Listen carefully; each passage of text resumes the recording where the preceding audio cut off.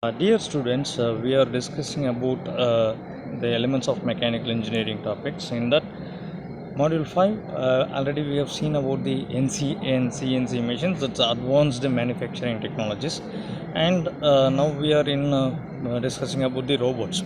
So in the previous video, we have seen about what is a robot, what are the joints and links that robot anatomy we have seen, and now we are going to discuss about the classification of robots, right? So before going to the classification, first we that's robots or the thing manipulators, that how it's a programmable device which can be done with the help of some set of sequence of programs. We can control the movements of the robots.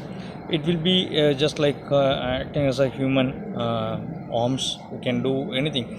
So here in according to the basics of applications, robots can be classified by different types. According to the application, you can see industrial robot, domestic robots, medical robots, military, space, and other competition robots like that. So we have seen so many robots in different areas, just like competitions, as we said.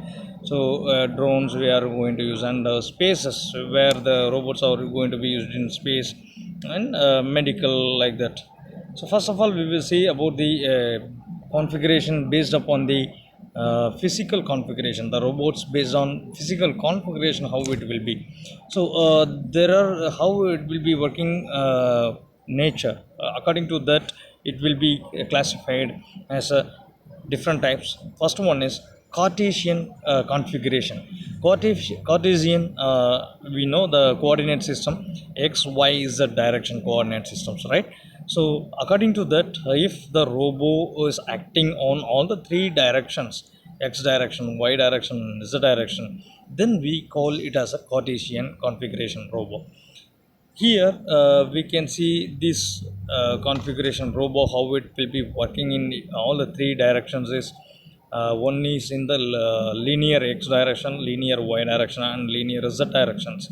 So this is the link where we having the have a base and a column, vertical column.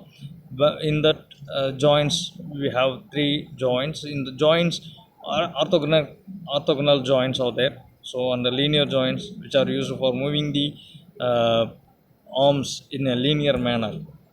So here three slides are parallel to each other and parallel to the axis xy is the direction, so that we call it as a Cartesian coordinate system. And if we are using this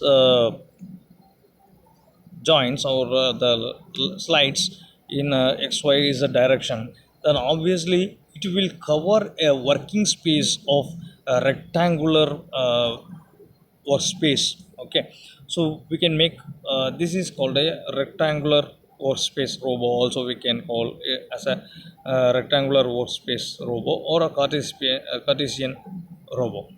So it's capable of moving the arm in three dimensionals, x y z directions. So this is called the cylindrical configuration, second one, where linear and circular movements are possible.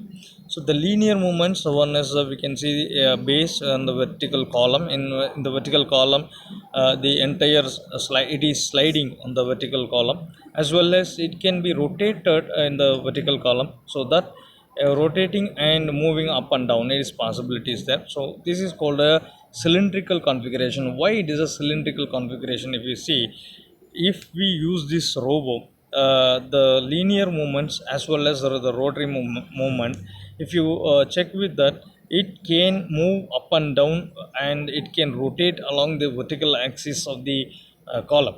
So it has the two linears and one rotational movement, and it can be moved up and down along the vertical column, so that it can create a cylindrical workspace. So when it creates a cylindrical workspace, we call it as a cylindrical configuration robo. So it will be used in the area where we need such type of working environment, it is required. So the cylindrical configuration robo used in the scanning centers and medical area, pick and place areas, all the things where the three dimensional space is getting occupied, and it can be rotated and moving. And the third configuration, physical configuration of the robo, we call it as a polar configuration. The polar configuration robo, as in the case of the picture, we can see it's a twisting and rotational and a linear movement every are present here. And moreover, it is having we can raise and lower the telescopic arm. And there is just like a telescope, how it we can operate in the top, that is raising and lowering. The same working nature it is possible in this case of this polar configuration robo.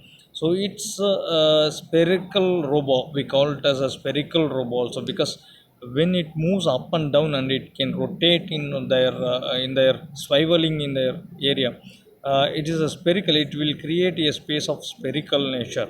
So this robo has a rotary base and the pivot that can be used for raising and lower the telescopic arm, as well as it can create an environment which is a spherical sphere environment. So the workspace within which it can move is called a partial sphere. We call it as a spherical robo. And these are all some another type of the configuration is a jointed arm configuration, where our arm, just like a human arm, it is having different joints, different links and joints. So in these revolving joints, twisting movements can be possible.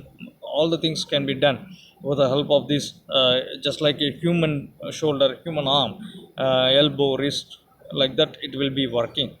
So this configuration we call it as a jointed arm configuration, and it has the twisting, rotational movements, links. And finally, we are coming for articulated robo, that is a SCARA robo, where the SCARA is consists of one linear movement and two rotary movements are there in this. So we can see how it will be functioning on by moving this.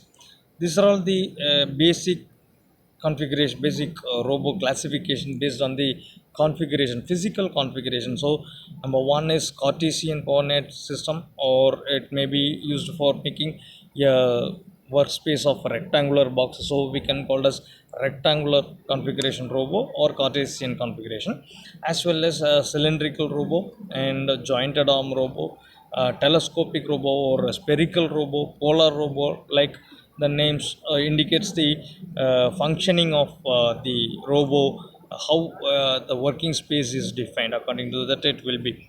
And these type of these things are used in different applications of military and space robots and everything, right? So these are all the classifications of robo according to the physical configuration. And we will see in the next video about the other modules of the elements of mechanical engineering, right? Thank you.